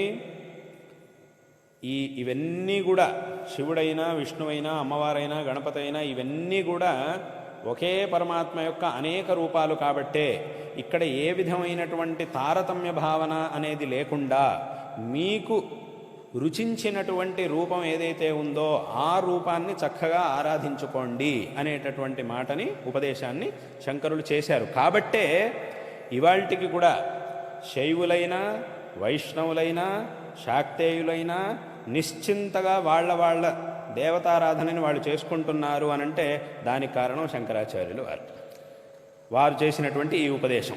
అంటే ఏ విధమైనటువంటి గొడవలు లేకుండా వాళ్ళ ఆరాధన వాళ్ళు చేసుకుంటున్నారు, వీళ్ళ ఆరాధన వీళ్ళు చేసుకుంటున్నారు, అందరూ వాళ్ళ దేవతా స్వరూపాల ఆరాధనని వాళ్ళు చేసుకుంటున్నారు అనంటే నిశ్చింతగా చేసుకుంటున్నారు అనంటే దానికి కారణం శంకరాచార్యుల వారు. కాబట్టి ఇప్పుడు వైష్ణవులు విష్ణువుని ఆరాధిస్తున్నారు, శైవులు శివుడిని ఆరాధిస్తున్నారు, శాక్తేయులు అమ్మవారిని ఆరాధిస్తున్నారన్నా కూడా దానికి కారణం శంకర భగవత్పాదాచార్యుల వారు. కాబట్టి ఈ విధంగా అందరికీ కూడా మన అద్వైత మార్గాన్ని అనుసరించేటటువంటి వాళ్ళకే కావచ్చు, అథవా శైవులైన వైష్ణవులైన శాక్తేయులైన అందరికీ కూడా మనం చూసుకుంటే శంకరాచార్యుల వారే గురువులు. కాబట్టి ఇలా అందరికీ కూడా శంకర భగవత్పాదాచార్యుల వారు గురుస్థానంలో ఉన్నారు. కాబట్టి మొట్టమొదట మనం నమస్కరించవలసినటువంటిది జగద్గురు శ్రీ ఆదిశంకర భగవత్పాదాచార్యుల వారికి. వారు చూపించినటువంటి మార్గాన్ని అందరూ కూడా అనుసరించాలి. అదేవిధంగా ఎన్నో దేవతా స్తోత్రాల్ని విశేషంగా వారు రచించారు. ఎందుకంటే ఆయా దేవతా స్తోత్రాల్ని పఠించడం ద్వారా ఆ భగవదారాధనని మనం చేసి భగవద్ అనుగ్రహానికి పాత్రులవ్వడం కోసం. కాబట్టి శంకర భగవత్పాదాచార్యులు వారు చేసినటువంటి ఈ పంచాయతన పూజా పద్ధతి అనేది ఏదైతే ఉందో ఇది అత్యంత విశిష్టమైనటువంటి పద్ధతి. ఈ పద్ధతి ప్రకారం విశేషంగా పరమాత్మని ఆరాధించి, అంటే అక్కడికి పంచాయతనంలో 5 రూపాల్లోనూ ఉండేటటువంటి భగవంతుడు ఒక్కడే. కాబట్టి వాస్తవంగా ఒక దేవతారాధన కోసం అందులో ఉన్నటువంటి 5 శిలల్లో ఒక శిల అనేది భగవదారాధన కోసం, మిగతా శిలలు ఏవైతే ఉన్నాయో అవి తారతమ్య భావన మనకి రాకుండా ఉండడం కోసం. ఎందుకంటే ఒకే పరమాత్మ 5 రూపాల్లోనూ ఉన్నాడు కాబట్టి వాస్తవంగా ఒకడే భగవంతుడు అన్నప్పుడు ఒక శిలే చాలు. మరి 5 ఎందుకు పెడుతున్నారు అనంటే ఒక శిలేమో ఆ భగవదారాధన చేయడం కోసం, మిగతా శిలలేమో తారతమ్య భావన రాకుండా ఉండడం కోసం. అందుకోసం ఇలా 5 శిలని పెట్టి పూజ చేయడం అనేటటువంటి పద్ధతి మనకటి నుంచి కూడా వచ్చి ఉన్నది. కాబట్టి ఈ విధంగా అందుకే ఈ పద్ధతిని శాస్త్రములే మనకి చెప్పాయి. శాస్త్రాలే ఈ విధంగా 5 దేవతామూర్తుల్ని ఒకేసారి ఆరాధించడం అనేటటువంటిది చెయ్యాలి అనేదాన్ని శాస్త్రములే మనకి చెబుతూ ఉన్నాయి. కాబట్టి ఈ విధంగా ఆ భగవద్ ఆరాధనను చక్కగా అందరూ కూడా చేసి ఈ జీవితాన్ని సార్థకపరుచుకోవాలి అనేటటువంటి విషయాన్ని శంకరాచార్యుల వారు ఉపదేశించారు. ఇక్కడ ఈ భగవదారాధన, ఈ భక్తి మార్గం, కర్మ మార్గం, జ్ఞాన మార్గం, ఈ 3 మార్గాలకి సమన్వయం చేసి ఈ 3 మార్గాల్ని అందరూ కూడా వాళ్ళ యోగ్యతకి తగినట్టుగా అందరూ కూడా ఆచరించి ధరించేటటువంటి మార్గాన్ని శంకరాచార్యుల వారు ఉపదేశించారు. ఇక్కడ మనం తెలుసుకోవాల్సినట్టు ఇంకో విషయం ఏమిటంటే, చాలామంది ఆక్షేపణ చేస్తుంటారు. ఏమిటి అనంటే, శంకరాచార్యుల వారు అద్వైతాన్ని ఉపదేశించారు. అద్వైతం అంటే అంతా ఒకటే, ఒకే చైతన్యం ఉన్నది, ఒకే ఒక చైతన్యం అని అర్థం. ఉన్నది ఒకే ఒక చైతన్యం అని అంటే అక్కడికి భేదం అనేదే లేదు, విభాగం అనేదే లేదు అని అర్థం. అక్కడికి జీవుడికి ఈశ్వరుడికి వ్యత్యాసమే లేదు, తేడానే లేదు అని అర్థం. జీవుడే ఈశ్వరుడు, ఈశ్వరుడే జీవుడు. అక్కడికి జీవుడు ఈశ్వరుని పూజించడానికి ఈశ్వరుడు అనేవాడే లేడు కదా. ఇంకా దేవుడెవరు, భక్తుడెవరు, ఈ విభాగమే లేదు కదా అద్వైతంలో. ఎందుకంటే అద్వైతం అని చెప్పారు కాబట్టి జీవుడికి ఈశ్వరుడికి భేదం లేదు కాబట్టి అంతా ఒకటే. కాబట్టి ఇంకా మనం పూజలు ఇవన్నీ చేయాల్సినటువంటి అవసరం లేదు. కాబట్టి అద్వైతంలో భక్తికి స్థానం అనేదే లేదు అని చాలామంది ఆక్షేపణ చేస్తూ ఉంటారు, అనుకుంటూ ఉంటారు. ఆక్షేపణ చేసేవాళ్ళు ఉన్నారు, అయితే అద్వైతంలో భక్తికి స్థానమే లేదేమో అని అనుకునేవాళ్ళు ఉన్నారు. కానీ ఇక్కడ మనం తెలుసుకోవాల్సినటువంటి విషయం ఏమిటంటే, అద్వైత సిద్ధాంతంలో, అద్వైత తత్వంలో భక్తికి స్థానం ఉండనే ఉన్నది. ఎంత గొప్ప స్థానం ఉంది అనంటే, ద్వైతంలో కూడా అంత గొప్ప స్థానం లేదు. అంత గొప్ప స్థానం అద్వైత తత్వంలో ఉన్నది. వాస్తవంగా నిజంగా ద్వైతం కంటే కూడా అద్వైతంలోనే భక్తికి ఇంకా ముఖ్యమైనటువంటి స్థానం ఉండేది. అద్వైతంలో భక్తికి ఉన్నంత గొప్ప స్థానం ద్వైతంలో కూడా లేదు. అంటే ద్వైతంలో స్థానం ఉంది, లేదని కాదు, కానీ దానికంటే కూడా అద్వైతంలోనే భక్తికి ఇంకా ముఖ్యమైనటువంటి స్థానం ఉండేది. ఎలాగా అనంటే, ఇక్కడ మనం తెలుసుకోవాల్సినటువంటి విషయం, అసలు భక్తి అనంటే ఏమిటి? నిరతిశయమైనటువంటి ప్రీతి. ఆ భగవంతుడి విషయంలో స్వచ్ఛమైనటువంటి ప్రీతి అనేది ఏదైతే ఉందో దాన్నే భక్తి అని అన్నారు. ఇక్కడ లోకంలో ఈ ప్రీతి అనేది 2 రకాలుగా ఉంటుంది. ఒకటి సహజంగా ఉండేటటువంటిది, ఏ కారణం లేకుండా ఉండేది. ఒకటి ఏదైనా ఒక కారణం వల్ల వచ్చేది. ఏదైనా ఒక కారణం వల్ల ఏదో ఒక వ్యక్తి మీదో ఒక వస్తువు మీదో మనకి ప్రీతి అనేది ఏర్పడుతుంది. కొన్నిసార్లు ఏ కారణం లేకుండానే ఉంటూ ఉంటుంది. కాబట్టి సహేతుకంగాను అహేతుకంగాను 2 రకాలుగా ఉంటుంది ప్రీతి, భక్తి అనేటటువంటిది. ఇక్కడ ఈ రెండిటిలోనూ అంటే ఏదో ఒక కారణం వల్ల ఏర్పడినటువంటి ప్రీతి అనేది ఏదైతే ఉంటుందో అది ఆ కారణం ఉన్నప్పుడు వస్తుంది, కారణం లేదంటే ఉండదు. అది కూడా ప్రీతి కూడా పోతుంది. ఆ కారణం ఉన్నప్పుడు ఆ ప్రీతి కలుగుతుంది, ఉన్నటువంటి ప్రీతి కలుగుతుంది. ఆ కారణం పని అయిపోయింది అని అంటే ఇంకా మళ్ళీ ఆ ప్రీతి అనేది ఉండదు.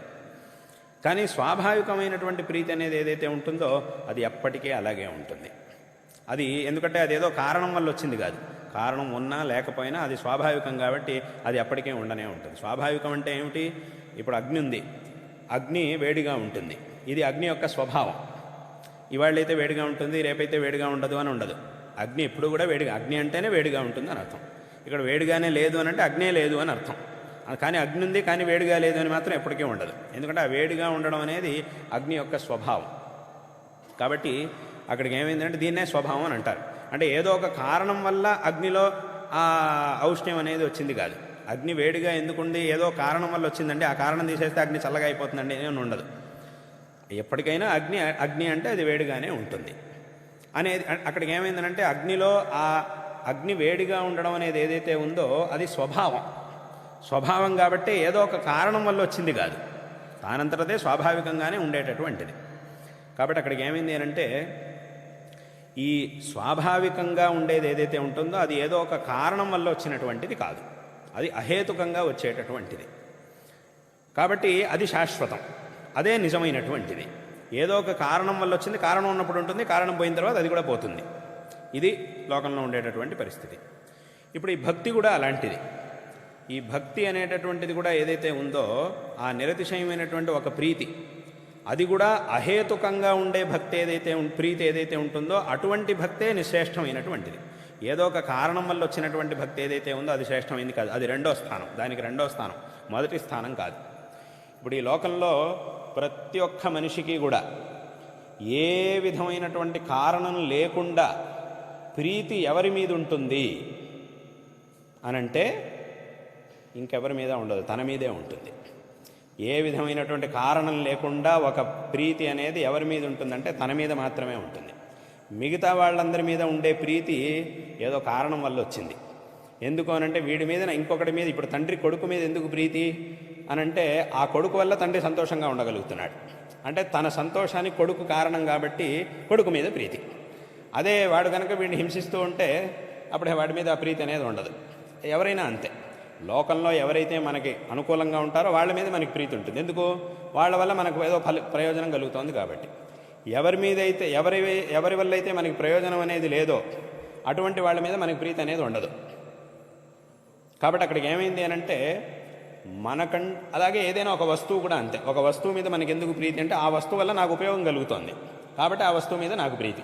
దీనివల్ల నాకు ఉపయోగం లేదు, నాకు నష్టం ఉంది అనంటే కనుక దాని మీద మనకి ప్రీతి అనేది ఏర్పడదు. అంటే అక్కడికి ఏమైందనంటే మనకంటే భిన్నమైనటువంటి ఒక వ్యక్తి మీదైనా ఒక వస్తువు మీదైనా మనకి ప్రీతి ఎందుకు ఏర్పడుతోంది అనంటే దానివల్ల మనకేదో ప్రయోజనం కలుగుతుంది కాబట్టి దాని మీద మనకి ప్రీతి అనేది ఉంది. కాబట్టి ఈ వ్యక్తి అంటే నాకెందుకు ఇష్టం, ఆయన వల్ల నాకేదో ప్రయోజనం ఉంది. ఈ వస్తువు అంటే నాకెందుకు ఇష్టం, ఆ వస్తువు వల్ల నాకు ప్రయోజనం కలుగుతోంది కాబట్టి ఆ వస్తువు అంటే నాకు ఇష్టం. మరి నువ్వంటే నీకు ఇష్టం, ఎందుకు ఇష్టం? నేను కాబట్టే ఇష్టం అంతే. మళ్ళీ ఇక్కడ కారణం ఏం లేదు, ఇంకా నేనంటే నాకు ఇష్టం అంతే. అందరికంటే ఎక్కువ నేనంటే నాకు ఇష్టం. ఏదో కారణం ఉంది కాబట్టి నేనంటే నాకు ఇష్టం అని ఎవరో అనరు. నేనంటే నాకు ఎందుకు ఇష్టం, నేను కాబట్టే నాకు ఇష్టం అంతే. ఆత్మ కాబట్టే, నా ఆత్మస్వరూపం కాబట్టి నేనంటే నాకు ఇష్టం అంతే. మళ్ళీ అక్కడ ఏదో ఏమి కారణమే ఉండదు. కాబట్టి అక్కడికి ఏమైందంటే మనకంటే భిన్నమైనటువంటి వస్తువైనా మనకంటే భిన్నమైనటువంటి వ్యక్తి మీదైనా మనకుండేటటువంటి ప్రీతి ఏదైతే ఉందో అది నిజమైనటువంటి ప్రీతి కాదు. అంటే మొదటి స్థానం లేదు దానికి, అది ఏదో ఒక కారణం వల్ల వచ్చింది. ఆ కారణం ఉన్నంత వరకు అది ఉంటుంది, లేదంటే ఉండదు. కానీ ప్రతి మనిషికి తన మీద ఉండేటటువంటి ప్రీతి ఏదైతే ఉందో దానికి ఏ విధమైనటువంటి కారణము లేదు, అది స్వాభావికంగానే అది ఉంటుంది. మన మీద మనకు ఉండే ప్రీతి స్వాభావికంగానే ఉంటుంది, దానికి ఏవి కారణము అనేది ఉండదు.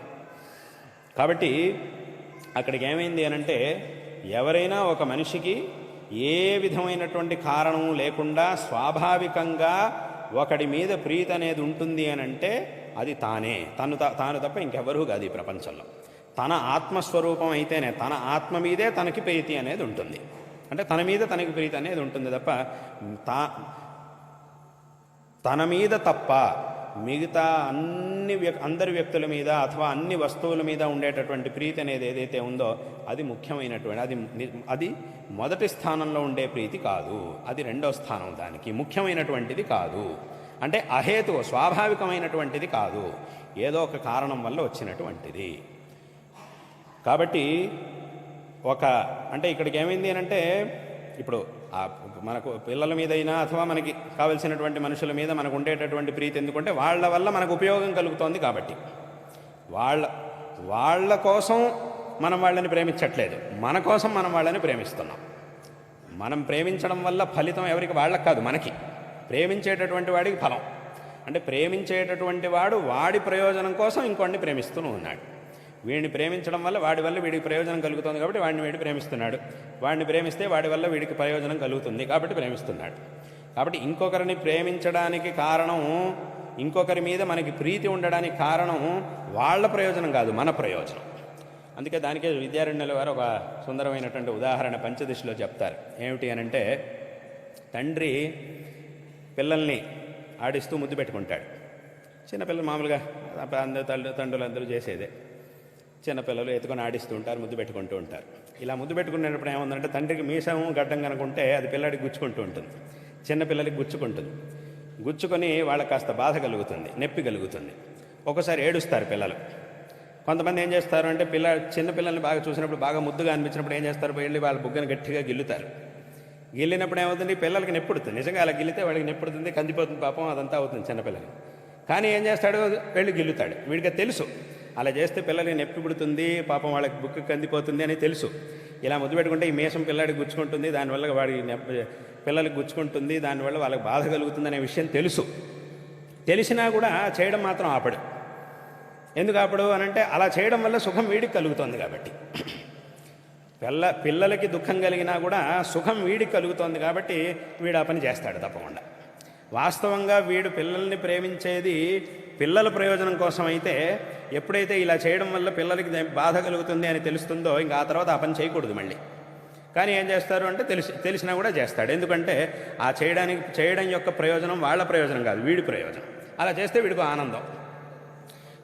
వీడంటే బాగా ఇష్టం కాబట్టి వీడు ఆనందంగా ఉండాలనే కోరుకుంటాడు. మనకు బాగా ఇష్టమైన వాళ్ళు ఆనందంగా ఉండాలి, సంతోషంగా ఉండాలని మనం కోరుకుంటాం. ఇలా మనకు బాగా ఇష్టమైన వాళ్ళలో మొట్టమొదటి వ్యక్తి అంటే మనమే. కాబట్టి నేను సంతోషంగా ఉండాలి, నాకు సంతోషం అనేది దేనివల్ల అయితే కలుగుతుందో వాటన్నిటిని కూడా నేను ప్రేమిస్తాను అనేది అందరూ చేసేటటువంటిది. కాబట్టి అక్కడికి ఏమైంది అనంటే, ఎవరికైనా కూడా, ఏ వ్యక్తికైనా కూడా మొట్టమొదట ప్రీతి ఎవరి మీద ఉంటుంది అనంటే తన మీదే ఉంటుంది. అది స్వాభావికం, ఏ విధమైనటువంటి కారణం లేకుండా వచ్చినటువంటిది. ఇతరుల మీద ఇతర వ్యక్తులైనా ఇతర వస్తువులైనా కూడా వాట్ల మీద మనకు ఉండేటటువంటి ప్రీతికి కారణం ఏమిటి అనంటే, మన మీద మనకుండే ప్రీతి వల్ల అవన్నీ కూడా వచ్చినాయి. కాబట్టి దీన్నే ఉపనిషత్తు మనకి చెప్తోంది, ఆత్మనస్తు కామాయ సర్వం ప్రియం భవతి అనేటటువంటి విషయాన్ని ఈ విషయాన్ని ఉపనిషత్తు మనకి ఈ వాక్యంలో చెప్తుంది. నవారే పత్యుః కామాయ పతిః ప్రియో భవతి, ఆత్మనస్తు కామాయ పతిః ప్రియో భవతి అని చెప్పి చివరికి ఇలా అన్నీ చెప్పి చివరికి నవారే సర్వస్య కామాయ సర్వం ప్రియం భవతి, ఆత్మనస్తు కామాయ సర్వం ప్రియం భవతి. కాబట్టే ఆత్మావారే ద్రష్టవ్య శ్రోతవ్యో మంతవ్యో నిధిధ్యాసితవ్య అని తర్వాత ఉపనిషత్తులో చెప్పారు. కాబట్టి ఇదంతా ఎందుకు చెప్పొచ్చాను అనంటే, ప్రతి మనిషికి తన ఆత్మ మీద ఉండేటటువంటి ప్రీతి ఏదైతే ఉందో అదే అన్నిటికంటే గొప్పది, అదే అన్నిటికంటే ముఖ్యమైనటువంటిది, అహేతుకమైనటువంటిది. కాబట్టి అక్కడికి ఇప్పుడు ఆ భగవంతుడి మీద ఆ ప్రీతి అనేది, అహేతుకమైనటువంటి భక్తి ప్రీతి అనేది మనకి రావాలి అనంటే అది ఎప్పుడు సాధ్యమవుతుంది? భగవంతుడు మనకంటే భిన్నంగా ఉన్నాడు అనంటే అప్పుడు ఏమవుతుంది అంటే, అది అప్పుడు మనకంటే భిన్నంగా ఉన్నటువంటి వ్యక్తి భగవంతుడి మీద మనకు కలిగేటటువంటి ప్రీతి భక్తి అనేది ఏదైతే ఉందో అది మొదటి స్థానంలోకి రాదు, అది రెండవ స్థానంలోకి వెళ్ళిపోతుంది. ఎలాగైతే మనకంటే భిన్నంగా ఉండే వ్యక్తుల మీదో వస్తువుల మీదో మనకు ప్రీతి ఎలాగైతే ఉంటుందో ఆ ప్రీతిలాగా అయిపోతుంది ఇది. కానీ మనకి ఎలాగైతే అహేతుకమైనటువంటి ప్రీతి ఉందో అదే విధమైనటువంటి ప్రీతే భగవంతుడి మీద మనకి రావాలి అని అంటే, ఆ భగవంతుడు మన యొక్క ఆత్మస్వరూపుడుగా ఉన్నప్పుడు మాత్రమే అది సాధ్యం అవుతుంది. కాబట్టి అక్కడికి ఏమైంది అని అంటే, అద్వైత తత్వంలో ఆ భగవంతుడికి భక్తుడికి ఉన్నటువంటి భేదం ఏదైతే ఉందో అది వాస్తవికమైనటువంటిది కాదు, అది ఉపాధి వల్ల వచ్చినటువంటిది. అంటే అక్కడికి ఉపాధి వల్ల వచ్చింది అంటే వాస్తవికమైనటువంటిది కాదు అని అర్థం. ఉపాధి వల్ల ఏర్పడినటువంటిదే తప్ప అది వాస్తవంగా ఉన్నటువంటిది కాదు. మరి వాస్తవంగా ఉండేది ఏమిటి అని అంటే అభేదం. అంటే ప్రతి ఒక్క జీవాత్మకి పరమాత్మే ఈశ్వరుడే ఆత్మస్వరూపుడుగా ఉన్నాడు కాబట్టి ఎలాగైతే మన మీద మనకి అహేతుకమైనటువంటి ప్రీతి ఉందో ఆ భగవంతుడి మీద కూడా మనకు అహేతుకమైనటువంటి ప్రీతి అనేది కలుగుతుంది. కాబట్టి అక్కడ ఏమైంది అంటే ద్వైతంలోనూ ప్రీతి ఉంది, కానీ ఆ ప్రీతి ఎలాంటిదంటే వేరే వాళ్ళ మీద మనకుండే ప్రీతి లాంటిది. అంటే దానికి రెండో స్థానం. మన మీద మనకుండే ప్రీతికి మొదటి స్థానం. అటువంటి స్థానంలో భక్తి అనేది మనకు భగవంతుడి మీద కలగాలి అంటే అది అద్వైత సిద్ధాంతంలో ఉండే ప్రక్రియలో మాత్రమే అది సాధ్యం. కాబట్టి అక్కడికి ఏమైంది అంటే చాలామంది ఏమనుకుంటుంటారు, ద్వైతంలో అయితే భక్తికి మంచి స్థానం ఉందండి, అద్వైతంలో స్థానం లేదండి అని అంటారు. కానీ తద్విరుద్ధం. ఉన్నదా అంటే వాళ్ళంతా భ్రమ అంటే ఏమిటి, ఉన్నదాన్ని ఉన్నట్టు కాకుండా విరుద్ధంగా అనుకోవడం. వాస్తవంగా ఉండేది ఏమిటి అని అంటే అద్వైతంలోనే అసలైనటువంటి స్థానం ఉండేది భక్తికి. కాబట్టి అభేదం అనేది వాస్తవికమైనటువంటిది, భేదం అనేది కల్పితం. కాబట్టి అద్వైత తత్వంలో ఆ వాస్తవికమైనటువంటి అభేదాన్ని పెట్టుకొని అహేతుకమైనటువంటి భక్తిని మనం భగవంతుడి మీద ఉంచగలుగుతాం. అదే కల్పితమైనటువంటి భేదాన్ని పెట్టుకొని మనం భగవంతుడిని ఆరాధిస్తూ ఉన్నాం. అక్కడికి భగవంతుడు ఆరాధింపబడేవాడు, మనం ఆరాధించేటటువంటి వాళ్ళం అనేటటువంటి ఈ పూజక భావం అనేది కల్పిత భేదాన్ని పెట్టుకొని వచ్చింది. కానీ వాస్తవంగా ఉండేది మాత్రం అభేదమే. కాబట్టి అక్కడికి ఏమైంది అంటే ఆ అద్వైత సిద్ధాంతంలోనే వాస్తవంగా భక్తికి గొప్ప స్థానం అనేది ఉండేది మిగతా సిద్ధాంతంలో కంటే కూడా. కాబట్టి దీన్ని మనందరం కూడా అందరూ కూడా చక్కగా తెలుసు. అందుకే భగవద్గీతలో భగవంతుడు చతుర్విధ భజంతే మాం జనా సుకృతినోర్జున ఆర్తో జిజ్ఞాసురర్థార్థి జ్ఞానీ చ భరతర్షభ అని 4 రకాల భక్తుల్ని చూపించి వీళ్ళందరిలోనూ జ్ఞాని ఎవరైతే ఉన్నాడో వాడందరికంటే శ్రేష్ఠుడు అని చెప్పాడు. ఎందుకు అలా చెప్పాడు భగవంతుడు అనంటే మిగతా వాళ్ళందరి యొక్క భక్తికి ఒక కారణం ఉంది. ఒకడికి కష్టాలు వచ్చినాయి కాబట్టి భగవంతుడిని ఆశ్రయిస్తున్నాడు, ఒకటికి ఏదో ఐశ్వర్యం కావాలి కాబట్టి భగవంతుడిని ఆశ్రయిస్తున్నాడు, ఒకటికి జ్ఞానం కావాలి కాబట్టి భగవంతుడిని ఆశ్రయిస్తున్నాడు. అంటే ఈ మిగతా ముగ్గురు భగవంతుడిని ఆశ్రయించడానికి ఏదో కారణం ఉంది. ఆ కారణం ఉండడం వల్ల వీళ్ళకి భగవంతుడి మీద భక్తి అనేది కలుగుతోంది. ఎప్పుడైతే ఆ కారణం అనేది అయిపోతుందో అప్పుడు మళ్ళీ ఆ భక్తి అనేది తగ్గిపోతుంది. కానీ జ్ఞాని యొక్క భక్తి అనేది ఏదైతే ఉందో ఆ జ్ఞాని పరమాత్మని తన ఆత్మస్వరూపంగానే చూస్తాడు. కాబట్టి జ్ఞానికి ఆ సాక్షాత్కారం అనేది ఉన్నది కాబట్టి ఆ విషయాన్ని తెలుసుకున్నటువంటి వాడు కాబట్టి జ్ఞాని చేసేటటువంటి భక్తి ఏదైతే ఉందో అది శ్రేష్టం. అందుకే దీన్నే తర్వాత భగవంతుడు అందుకే జ్ఞాని ఆత్మస్వరూపంగా భగవంతుడిని చూస్తాడు కాబట్టి ఆయన యొక్క భక్తి అనేది అందరికంటే శ్రేష్టమైనది అనేదాన్ని స్వతః భగవంతుడే చెప్పాడు. అందుకే అక్కడ భగవంతుడు ఈ మాట చెప్తూ ఏమన్నాడు, చతుర్విధ భజన ఆర్తో జిజ్ఞాసురర్థార్థి జ్ఞానీ చ భరతర్షభ తేషాం జ్ఞానీ నిత్యయుక్తః ఏకభక్తిర్విశిష్యతే ప్రియో హి జ్ఞానినోత్యర్థం అహం సచ మమ ప్రియః ఉదారా సర్వే ఏవైతే జ్ఞానీతు ఆత్మైవ మే మతం. వీళ్ళందరిలోనూ జ్ఞాని ఒక్కడే నన్ను ఆత్మగా చూస్తున్నాడు, తన స్వరూపంగా చూస్తున్నాడు. కాబట్టి తన స్వరూపంగా తాను చూస్తున్నాడు కాబట్టి ఆ జ్ఞానికి తన మీద ఎటువంటి ప్రీతి అనేది ఉంటుందో అటువంటి ప్రీతే నా మీద ఉంటుంది. అంటే ఆ అహేతుకమైనటువంటి ప్రీతి నా మీద జ్ఞానికి ఉంటుంది. కాబట్టి నా భక్తులందరిలోనూ శ్రేష్ఠుడైన భక్తుడు అంటే జ్ఞాని అని చెప్పారు. అంటే ఆ అద్వైత దృష్టి, ఆ అద్వైత సిద్ధాంతం, ఆ అద్వైత తత్వదృష్టి అనేది ఏదైతే ఉందో ఆ దృష్టి అనుసారంగా జ్ఞాని భగవంతుడి విషయంలో భక్తుడుగా ఉన్నాడు. కాబట్టి జ్ఞాని యొక్క భక్తి శ్రేష్టం అని స్వయంగా అక్కడ భగవంతుడు చెప్పి ఉన్నాడు. జ్ఞాని త్వాత్మైవ మే మతం అని చెప్పారు. కాబట్టి ఆ అద్వైత తత్వంలో ఆ భగవద్ ఆరాధన భక్తికి చాలా ముఖ్యమైనటువంటి స్థానం ఉన్నది. వేరే ఎక్కడా కూడా ఇంత గొప్ప స్థానం లేదు. అటువంటి గొప్ప స్థానం అద్వైతంలో ఉన్నది. కాబట్టి ఈ విధంగా అచంచలమైనటువంటి భక్తితో, అహేతుకమైనటువంటి భక్తితో భగవద్ ఆరాధనను అందరూ కూడా చేసి తద్వారా భగవత్కృపకి అందరూ కూడా పాత్రలు కావాలి అనేటటువంటి ఉద్దేశంతోనే శంకర భగవత్పాదాచార్యుల వారు ఈ పంచాయతన పూజా పద్ధతి, అందులోనూ ఏ విధమైనటువంటి తారతమ్య భావన లేకుండా ఆ పరమాత్మను అందరూ కూడా ఆరాధించాలి అనేటటువంటి ఉద్దేశంతోనే శంకరాచార్యుల వారు ఈ ఆరాధన పద్ధతిని తీసుకొచ్చారు. అందులోనూ విశేషంగా ఈ పంచాయతన పూజా పద్ధతి అనేది ఉన్నది. కాబట్టి అందరూ కూడా విశేషంగా ఈ ఆరాధనని విశేషంగా అందరూ కూడా చేసి ఆ భగవద్ అనుగ్రహం అందరూ కూడా యథాశక్తి వాళ్ళ శక్తికి అనుగుణంగా జీవితంలో విశేషంగా భగవద్ ఆరాధనను చేసి తద్వారా జీవితాన్ని సార్థకపరచుకోవాలి అనేటటువంటి విషయాన్ని ఈ సందర్భంలో అందరికీ కూడా తెలియజేస్తూ ఉన్నాం. కాబట్టి ఇటువంటి ఈ పంచాయతన దేవతారాధన మరియు విశేషంగా ఆ పంచాయతన దేవతా స్తోత్రములను పెట్టుకొని విశేషంగా ఈ 2 రోజులు అహం బ్రహ్మాస్మి మన యొక్క ఈ అహం బ్రహ్మాస్మి సంస్థ ద్వారా ఇక్కడ ఈ కార్యక్రమాన్ని ఏర్పరిచాం. దానిలో విశేషంగా ప్రవచనకర్తలందరూ కూడా చక్కగా ఈ విషయాన్ని, ఈ పంచాయతన దేవతా స్తోత్రముల్ని, అందులోనూ శంకరుడు రచించినటువంటి ఈ స్తోత్రాల్ని ఆధారంగా చేసుకొని విశేషంగా ఎన్నో విషయాల్ని ఈ 2 రోజుల్లో వాళ్ళ ప్రవచనాల్లో ఎన్నో విషయాల్ని తెలియజేశారు. చాలా సంతోషకరమైనటువంటి విషయం. ఇందాకే ప్రస్తావనలో మాట్లాడుతూ చెప్పినట్టుగా మన యొక్క ఈ అహం బ్రహ్మాస్మి అనే సంస్థ ద్వారా ఎన్నో కార్యక్రమాలు ఎన్నో చోట్ల నిరంతరం ఈ దేశ విదేశాల్లో ఎన్నో చోట్ల నిరంతరంగా జరుగుతూ ఉండడం అనేది చాలా సంతోషకరమైనటువంటి విషయం. ఇదే విధంగా భవిష్యత్తులోనూ ఇంకా ఇంకా విశేషంగా ఈ కార్యక్రమాలన్నీ కూడా తప్పకుండా జరుగుతాయి.